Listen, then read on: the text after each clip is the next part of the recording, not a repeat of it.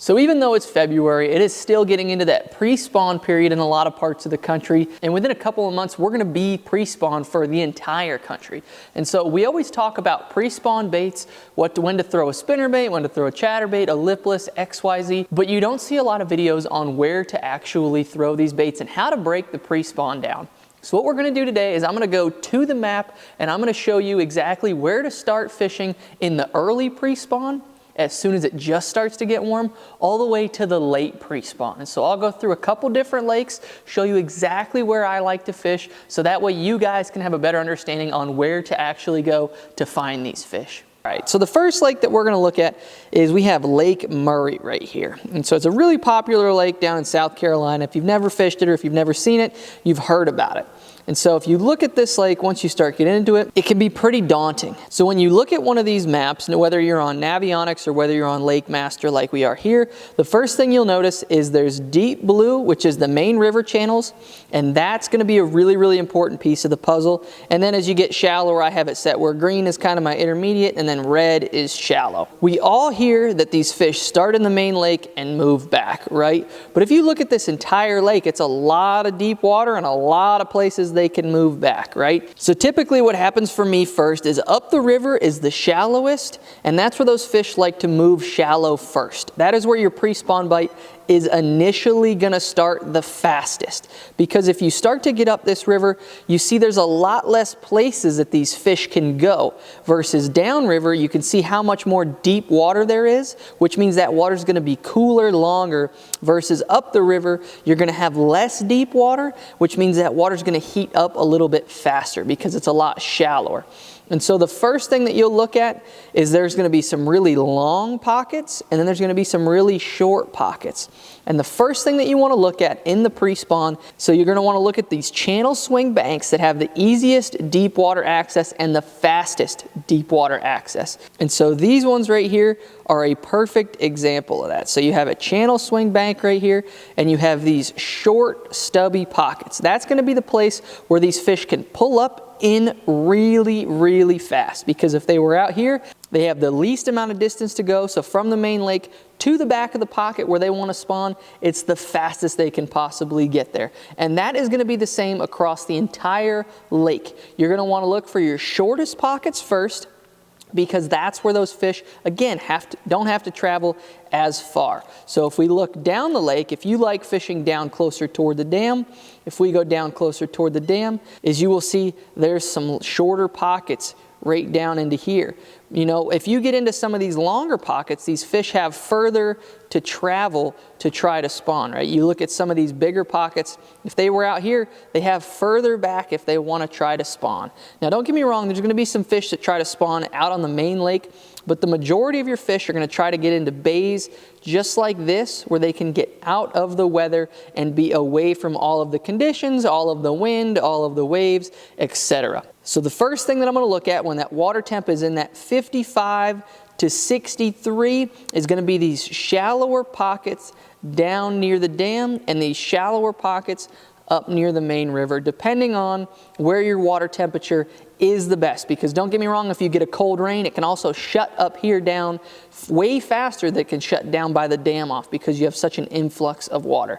Now, as the pre-spawn goes on, you can actually chase it. So what I mean by chase it is if you started in some of these smaller pockets right here where the pre-spawn was going on first, you know, those fish are gonna spawn and then get out of there the fastest. So even though it happens first, it also is done the fastest. So if you want to start chasing it, you could start to get into some of these pockets just like this one, where all of a sudden you have further back to go, and so you can start to move your way back and follow it, because it takes longer for these fish to get back into these areas, which means it's going to take them longer to spawn. Now, all of this is going to theoretically happen up the river first. So once you're up here, this is where it's all going to go down first thing in the spring. Now, as it goes on, then you could start to chase it and implement the shallow and long pocket strategy as you go down the lake, because the last place that these fish are going to spawn is down here by the dam. That is where your water is going to be the deepest, that is where it's going to be the coldest, and that's where that's usually going to be the last place that those fish will start to move up on beds. So you can start first thing up the river, and then you can gradually work your way down, and then again, These shallower pockets will be the first place that they'll move into, and then you have these longer pockets where they're going to be the last places that they move into. Another thing that I really like to focus on is which side of the lake they are on, because if you get into a pocket where the conditions are more exposed to it, into these big open pockets right here where the wind can really come across, it's going to take them a lot longer to spawn in there versus some of these shallower pockets down here where they are virtually out of any conditions possible. The only thing that's going to get out in their way is a south wind, which is going to be warm water. You know, if you look at this one right here, this pocket right here, these fish can get up in there and be out of any conditions, because if you look at 3/4 of that, they can't physically get wind from any of that. Versus if you go to a pocket on the south side right here, these ones are going to be getting wind, a north wind all the time, which is going to be that cold water that you do not want. So I typically like the north banks first and then the south banks last, depending on which way my wind is coming from, where you're at in the country. So we'll look at a different lake now. We'll look at Santee Cooper, and we're specifically going to look at Moultrie, which is the lower lake, because if you look at this lake, it's really a bowl, right? There's not a lot going on right here because there's just not pockets that these fish really want to go in. And sure, you're going to have your backwaters where these fish are going to move into, but what I want to talk about first is I want to talk about where these fish are going to want to spawn first on a bowl lake like this. And again, the first place these fish are going to want to spawn is going to be on the north end of the lake, because on the north end of the lake, it is protected from a cold north wind.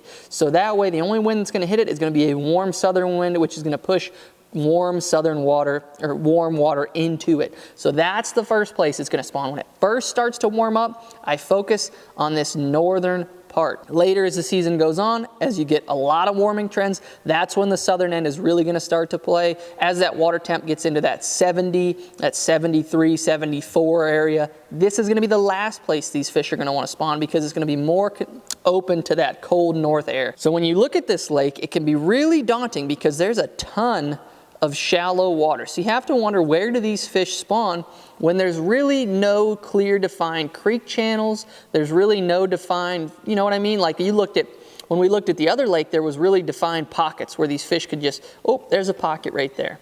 And there's still pockets, don't get me wrong. If we look over here, there's some really popular backwaters right over here where these fish can get in. And if you look at it, that is a backwater that is completely cut off. So this is a backwater pond where those fish can sneak into, and then no wind is going to get it, and it's going to warm up super fast. So these are going to be the places that these fish spawn first on the northern end, is these super shallow backwaters, because that's what's going to heat up the fastest. This main lake is going to take longer, and it's going to be a lot longer before they spawn out in here than it would be up in here.